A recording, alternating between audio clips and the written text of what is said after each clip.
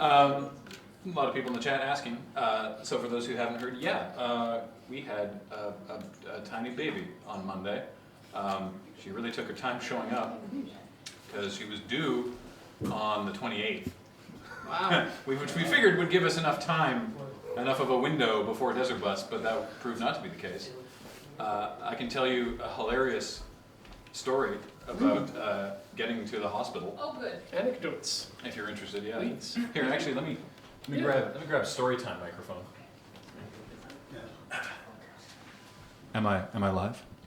I am live. Fantastic. So yeah, Monday was fun. Everything's great. Before I even start, because people are like, "Oh no, a story about something that may have gone wrong." Everything's great. Everything is awesome and wonderful, and her name is Penelope, and she's a delight, and that's all good. So, to fully understand how this went down compared to how it was supposed to go down, I need to give you a quick TLDR on how labor and delivery is supposed to work. Because I didn't know, because I watched the movies, and they are wrong. That whole my water broke, let's go to the hospital and push for an hour, and then, baby, right? Fun fact, only in 10% of women does the water break before actually they're, in the hospital in labor. So that whole thing in movies when it's like, my water just broke, that's very uncommon. So first you start, the mother starts feeling contractions gently at first. That's called early labor. That goes like 10 or 12 hours. That lasts for a while. Then you move into active labor where the contractions feel stronger and you start dilating more. Then you go into this part called transition, which is the most painful part. Oh no. Which is where you're completing dilating. Then you move into the pushing, which is where you actually do the stuff you see on TV, like breathe, all that stuff. Kathleen has a very high pain tolerance. Oh no. And the reason that that's relevant is because she didn't realize what a contraction felt like. She was like, oh, that's a weird cramp. And I'm like, is it sort of like a cramp that's coming in like a wave and then dissipating? And she's like, no, it's just like a cramp, just like you have cramps. And I'm like, okay. So this was on Monday morning. And we went to the doctor because the baby was like a couple days late, which is fine. And you just have regular checkups with the doctor. And we went to the doctor, and the doctor's like, yep, everything's good. It's the same as it was a couple weeks ago. We'll probably get you induced in a couple days because it's been a few, so, whatever. We go home, and her cramps start feeling worse. And I'm like, are you sure these aren't contractions? And she's like, I don't know, maybe. At this point, I think, maybe they are. And I'm like, okay, well, let's start timing them. Because we learned about this. We went to baby classes. I would recommend it. The rule that we were given, and I'm sure it's different from other people. The rule that we were told is 5-1-1. If you have contractions that are 5 minutes apart, lasting 1 minute long, and that is happening for 1 hour, 5-1-1, then you go to the hospital. Because if you go there beforehand, they'll be like, you're not far enough along yet, go home. And that's got to suck. In fact, the stress of being turned around to the hospital can often delay labor for some people. So I'm like, well, I guess we'll start timing these things, because that's what you're supposed to do. So instead of 5 minutes between contractions, each lasting a minute, the contractions were lasting between 30 to 40 seconds, which is fine for earlier on, 2 minutes apart, which is way more frequent than they should be.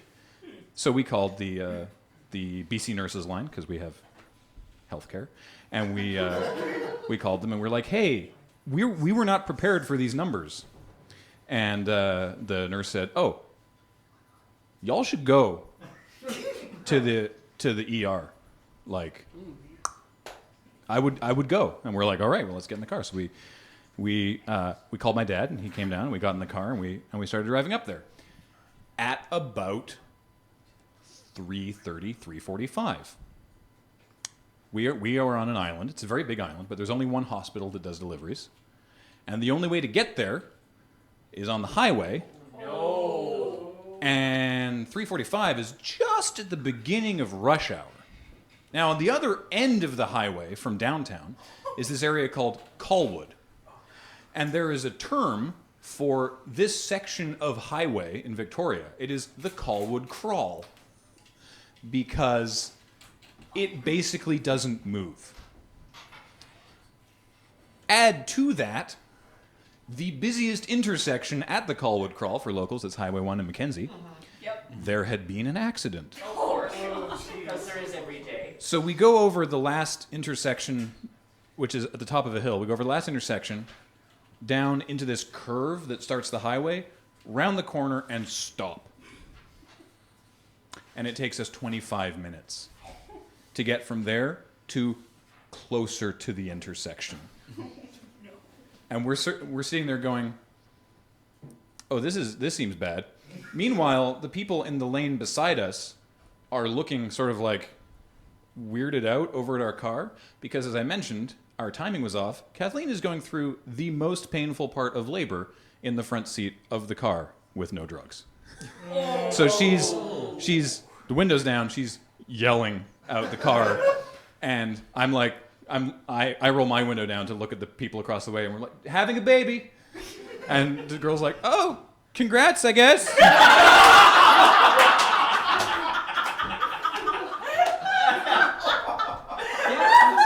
all right. Oh, wow. Yeah. Luigi Xavier Scrubs with the So- perfectly timed learn app. So, my dad says that I should call 911 for a police escort. And I say, I don't think they do that. I don't think you can just phone for a police escort. But the calling 911 was a solid idea. Thank you, Dad. So I phone 911, and they're like, do you want police, fire, ambulance? And I'm like, well, we're stuck in traffic, and my wife is in labor. And they're like, well, we will send an ambulance. So we pull over to a bus stop, and an ambulance shows up after a little while because they got to get through the traffic, which, to its credit, just sort of, because it's 2 lanes, just sort of peels aside, and the ambulance comes right through the middle. And Autopilot. Hey, what's up? And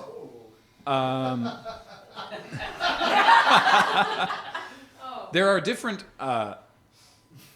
They're called interventions that you can have when you're having a kid. Different sort of levels of drugs. You can have the epidural, which I learned about. You hear about it. I didn't learn exactly what it was until this process. It is a catheter that they put into your spinal column and just basically put opioids directly into you. Yep. Didn't they have one of those in The Exorcist? Maybe. That's probably not fun So- to have inserted. We're too far along for that to work. Oh. Oh, no. And so Kathleen's like, that's fine.